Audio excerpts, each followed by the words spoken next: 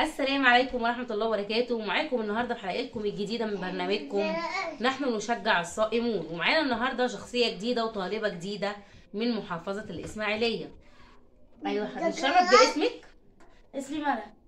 ملك إيه؟ ملك رضوان. ومعانا ملك رضوان محافظة الإسماعيلية. ملك أنتي في سنة كام أو عندك كام سنة؟ عندي 14 سنة. ما شاء الله عندها 14 سنة. طبعا أنتي بتصومي يا ملك؟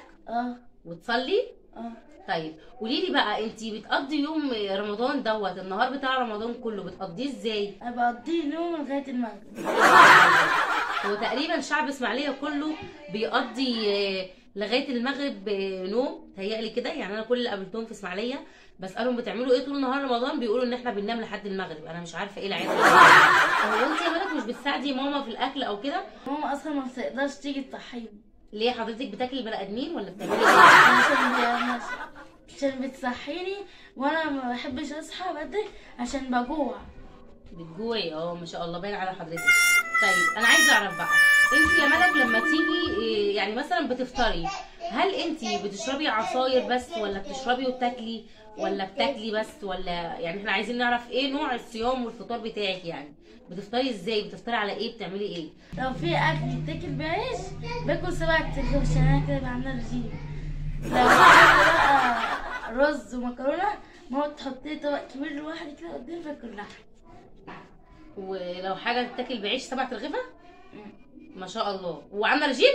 ما شاء الله. طب هو قبل الرجيم حضرتك يا استاذه ملك كنت بتاكلي كام رغيف؟ معلش هو سؤال رخم شويه. 10. يعني حضرتك قلتي 3 ترغيفه، اكيد مقصرين مع حضرتك. هو حضرتك كنت نفس الحجم ده من زمان، بادئه الجيم من زمان، ولا حضرتك انت كنت اتخن من كده وخسيتي؟ نحب نعرف برضو. انا من اول رمضان حضرتك كنت عامله رجيم والحمد لله خسيت كيلو. من اول رمضان خسيتي كيلو؟ ما كنت ادخل من كده بكتير وخسيتي كيلو. كتير قوي بصراحه يا جماعه، والله كتير. معلش يا استاذه ملك تتعوض ان شاء الله، خيرها في غيرها. طيب انا عايزه اعرف بقى يا استاذه ملك، هو انت دلوقتي يا ملك انت في السحور بتاكلي ولا بتنامي؟ باكل طبعا. بتاكلي طبعا. رد جاهز. طيب بتاكلي اكل خفيف بقى عشان سحور وهتنامي ومش مفيش حركه وكده، ولا بتاكلي براحتك زي ما انت عايزه؟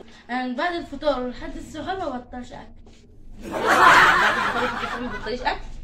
امال الرجيم ايه حضرتك اللي بتتكلمي عليه؟ ماشي. والى هنا انتهت حلقتنا، وانتظروني في حلقه جديده من برنامجكم نحن نشجع الصائمون. والسلام عليكم ورحمه الله وبركاته. وانتهت حلقتنا. سلام.